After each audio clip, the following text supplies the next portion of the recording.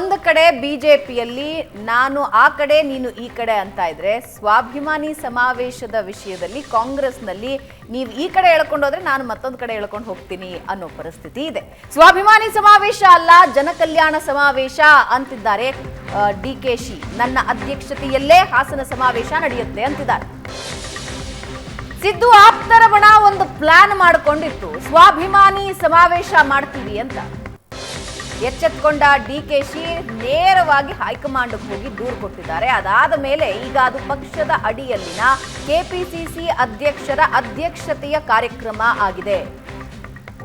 ಸ್ವಾಭಿಮಾನಿ ಸಮಾವೇಶ ಪಕ್ಷದ ಹಿಡಿತಕ್ಕೆ ತಂದಿದ್ದಾರೆ ಡಿಕೆ ಶಿವಕುಮಾರ್. ಜನಕಲ್ಯಾಣ ಸಮಾವೇಶ ಅಂತ ಡಿಕೆಶಿ ಅದಕ್ಕೆ ಹೆಸರಿಟ್ಟಿದ್ದಾರೆ. ಸ್ವಾಭಿಮಾನಿ ಸಮಾವೇಶ ಅಲ್ಲ, ಜನಕಲ್ಯಾಣ ಸಮಾವೇಶ. ಸಮಾವೇಶ ನಡೆಯೋ ಸ್ಥಳಕ್ಕೆ ಹೋಗಿದ್ದಾರೆ, ಪರಿಶೀಲನೆ ನಡೆಸಿದ್ದಾರೆ.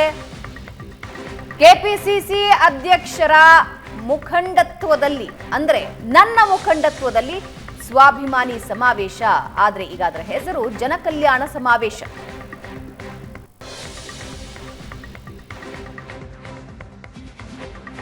ಈ ಸಮಾವೇಶದ ಹೆಸರು ಸ್ವಾಭಿಮಾನಿಗಳ ಒಕ್ಕೂಟದ ಜಂಟಿ ಆಶ್ರಯದಲ್ಲಿ ಜನಕಲ್ಯಾಣ ಸಮಾವೇಶ.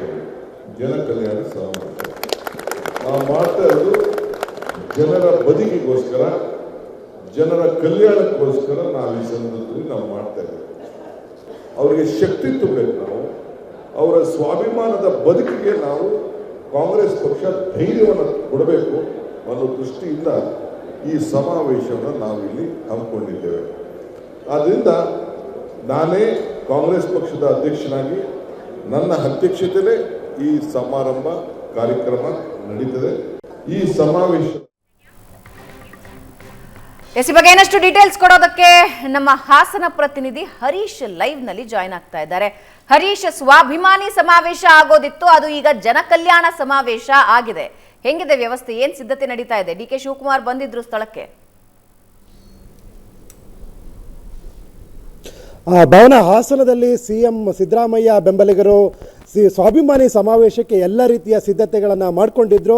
ಆದರೆ ಸಿದ್ದು ಬೆಂಬಲಿಗರಿಗೆ ಶಾಕನ್ನು ನೀಡಿದ್ದಾರೆ ಡಿಕೆ ಶಿವಕುಮಾರ್. ಇದು ಸ್ವಾಭಿಮಾನಿ ಸಮಾವೇಶ ಅಲ್ಲ, ಜನಕಲ್ಯಾಣ ಸಮಾವೇಶ ಅಂತ ಹೇಳುವ ಮೂಲಕ ಹೊಸ ಹೆಸರನ್ನು ಸಹ ಈ ಸಮಾವೇಶಕ್ಕೆ ನಾಮಕರಣ ಮಾಡಿದ್ದಾರೆ.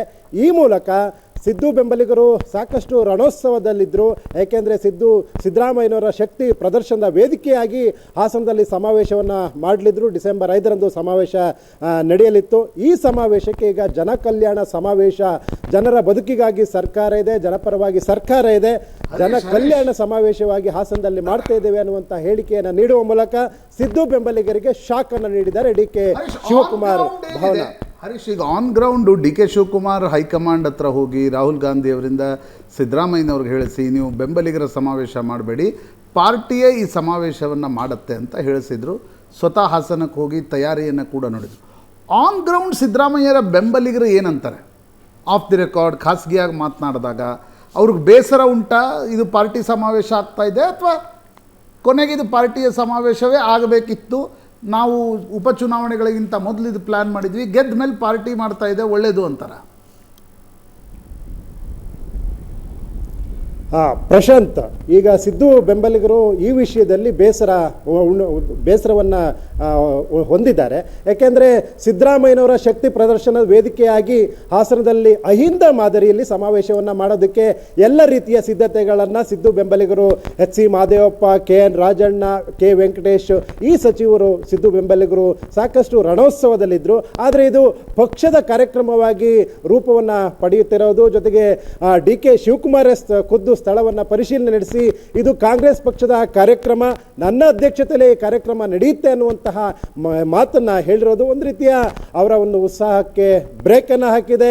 ಅವರು ಒಂದು ರೀತಿ ಮಂಕಾಗಿದ್ದಾರೆ. ಯಾಕೆಂದರೆ ಇದು ಸಿದ್ದರಾಮಯ್ಯರ ಶಕ್ತಿ ಪ್ರದರ್ಶನವನ್ನು ಮಾಡಿಸೋದಕ್ಕೆ ಎಲ್ಲ ರೀತಿಯ ತಯಾರಿಗಳನ್ನು ಸಚಿವರು ಮಾಡ್ಕೊಳ್ತಾ ಇದ್ರು. ಜೊತೆಗೆ 6 ಜಿಲ್ಲೆಗಳನ್ನು ಗುರುತಿಸಿಕೊಂಡು ಏನು ಹಳೆ ಮೈಸೂರು ಭಾಗ ಇದೆ, ಹಳೆ ಮೈಸೂರು ಭಾಗದಲ್ಲಿ ಸಿದ್ದರಾಮಯ್ಯರ ಶಕ್ತಿ ಏನು, ಸಿದ್ದರಾಮಯ್ಯನವರ ಬೆನ್ನೆಯಿಂದ ಎಷ್ಟು ಲಕ್ಷ ಜನ ಇದ್ದಾರೆ ಅನ್ನುವಂಥ ಸಂದೇಶವನ್ನು ಕೊಡೋದಕ್ಕೆ ಒಂದು ಕಡೆ ಪಾರ್ಟಿಗೆ, ಮತ್ತೊಂದು ಕಡೆ ವಿರೋಧ ಪಕ್ಷದವರಿಗೆ, ಇಬ್ಬರಿಗೂ ಸಹ ಸಂದೇಶವನ್ನು ಕೊಡೋದಕ್ಕೆ ಸಿದ್ದರಾಮಯ್ಯ ಬೆಂಬಲಿಗರು ಮುಂದಾಗಿದ್ರು.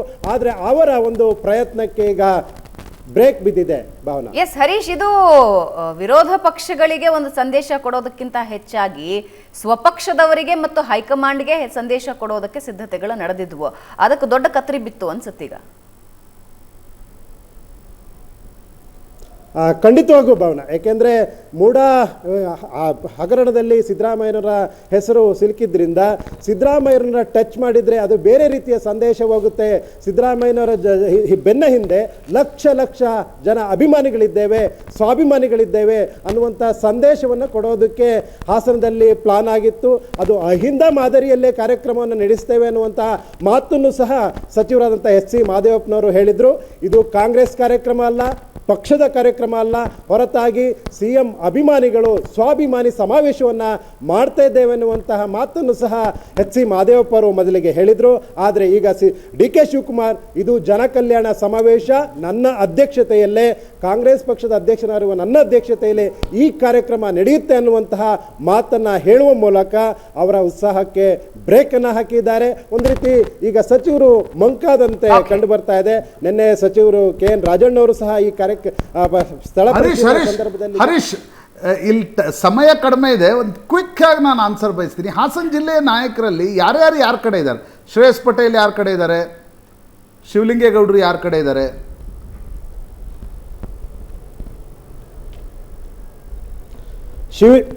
ಪ್ರಶಾಂತ್, ಶಿವಲಿಂಗೇಗೌಡರು ಸಚಿವ ಸ್ಥಾನದ ಆಕಾಂಕ್ಷೆಯನ್ನು ಹೊಂದ್ಕೊಂಡು ಸಚಿವ ಸ್ಥಾನ ಸಿಗ್ಬೋದು ಅನ್ನುವಂಥ ನಿರೀಕ್ಷೆಯಲ್ಲಿ ಇದ್ದರೆ ಅವರು ಸಿದ್ದರಾಮಯ್ಯನವರ ಕಟ್ಟ ಬೆಂಬಲಿಗರಾಗಿದ್ದಾರೆ. ಮೊದಲಿನಿಂದಲೂ ಸಹ ಅವರು ಪಕ್ಷಕ್ಕೆ ಬರುವ ಸಂದರ್ಭದಲ್ಲೂ ಸಹ ಸಿದ್ದರಾಮಣ್ಣನ ನಂಬಿ ನಾನು ಬರ್ತಾ ಇದ್ದೇನೆ ಅನ್ನುವ ಮಾತನ್ನೇ ಹೇಳಿದರು. ಇನ್ನು ಶ್ರೇಯಸ್ ಪಟೇಲ್ DK ಶಿವಕುಮಾರ್ ಅವರ ಜೊತೆಯಲ್ಲಿ ಸಂಪರ್ಕವನ್ನು ಹೊಂದಿದ್ದಾರೆ. DK ಸುರೇಶ್, ಶಿವಕುಮಾರ್ ಇವ್ರ ಜೊತೆ ಸಂಪರ್ಕವನ್ನು ಹೊಂದಿದ್ದಾರೆ. ಇನ್ನು ಎರಡೂ ಕಡೆ ಹಾಸನ ಜಿಲ್ಲೆಯಲ್ಲಿ ಅಂದಾಜು ಎಷ್ಟು ಅಹಿಂದ ಸಮುದಾಯದ ಮತಗಳಿವೆ? ಅಂದಾಜು ಸಿದ್ದರಾಮಯ್ಯನವರ ನಾನ್ ಒಕ್ಕಲಿಗ ಪಾಲಿಟಿಕ್ಸ್ ಅನ್ನು ನೋಡಿದಾಗ ಎಷ್ಟು ಅಂದಾಜು ಅಹಿಂದ ಮತಗಳಿವೆ?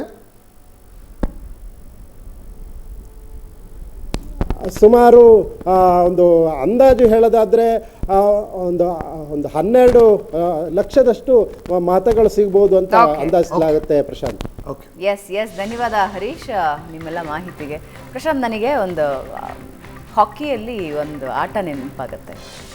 ಪ್ಲೇಯರ್ನ ಬ್ಲಾಕ್ ಮಾಡೋದು ಹಿಂದೆಯಿಂದ, ಅವ್ರು ಯಾವ ಕಡೆ ಮೂವ್ ಆಗ್ತಾರೋ ಆ ಕಡೆಗೆ ಇನ್ನೊಬ್ಬ ಪ್ಲೇಯರ್ ಬ್ಲಾಕ್ ಮಾಡೋದು. ಫುಟ್ಬಾಲಲ್ಲೂ ಆಗುತ್ತೆ. ಸೊ ನನಗೆ ಅನ್ನಿಸ್ತಿದೆ ನೀವು ಒಬ್ಬರೇ ಆಟ ಆಡೋದಕ್ಕೆ ಬಿಡೋದಿಲ್ಲ, ನಾನು ಬ್ಯಾಕ್ಗ್ರೌಂಡಲ್ಲಿ ಇದ್ದೇ ಇರ್ತೀನಿ, ಐ ವಿಲ್ ಬ್ಲಾಕ್ ಅಂತ. DK ಶಿವಕುಮಾರ್ ಅವರು ಚೆನ್ನಾಗಿ ಆಟ ಆಡ್ತಿದ್ದಾರೆ ಅಂತ ಅನ್ಸುತ್ತೆ. ಅದೇ ಸಿದ್ದರಾಮಯ್ಯ ಅವರು ಒಂದು ಹೆಜ್ಜೆ ಮುಂದಿಟ್ರೆ ಅದು ಹಿಂದೆನೆ ಶಾಡೋ ತರ DK ಶಿವಕುಮಾರ್ ಚೆಸ್ ಆಡ್ಲಿಕ್ಕೆ ಹೋದೆ, ಸಿದ್ದರಾಮಯ್ಯನವರು ಫುಟ್ಬಾಲ್ ಆಡಿದ್ರು, ಹಾಕಿ ಆಡಿದ್ರು ಅಂತ. So now he knows the football play, football game ಹೆಂಗ್ ಆಡೋದು ಅಂತ ಅವರಿಗೂ ಗೊತ್ತಾಗಿದೆ. ಹಾಗಾಗಿ ಸಿದ್ದರಾಮಯ್ಯ ಅವರು ಒಂದು ಅಡಿ ಇಡ್ತಾ ಇದ್ದಾರೆ ಅಂದ್ರೆ ಹಿಂದೆಗಡೆಯಿಂದ ತಾನು ಅದೇ ಅಡಿಯನ್ನ ಇಡ್ತಾ ಇದ್ದಾರೆ. ಸಿದ್ದರಾಮಯ್ಯನವರು ವಿರೋಧ ಮಾಡ್ಲಿಂಗ ಆಗ್ಲಿಲ್ಲ. ಸಿದ್ದರಾಮಯ್ಯನವರ ವೈಯಕ್ತಿಕ ಸಮಾವೇಶವನ್ನ ಪಾರ್ಟಿ ಸಮಾವೇಶ ಬ್ಲಾಕಿಂಗ್ ದ ಪಾತ್. ಓಕೆ, ನೋಡೋಣ ಏನಾಗುತ್ತೆ ಅಂತ. ಒಂದು ಚಿಕ್ಕ ಬ್ರೇಕ್ ತಗೋಣ ವೀಕ್ಷಕರೇ. ಬ್ರೇಕಿಂಗ್ ನಂತರ ಮೋಹನ್ ಭಾಗವತ್ ಅವರು ಒಂದು ಹೇಳಿಕೆ ಕೊಟ್ಟಿದ್ದಾರೆ. ದೇಶದಾದ್ಯಂತ ಸಂಚಲನ ಸೃಷ್ಟಿಯಾಗಿದೆ.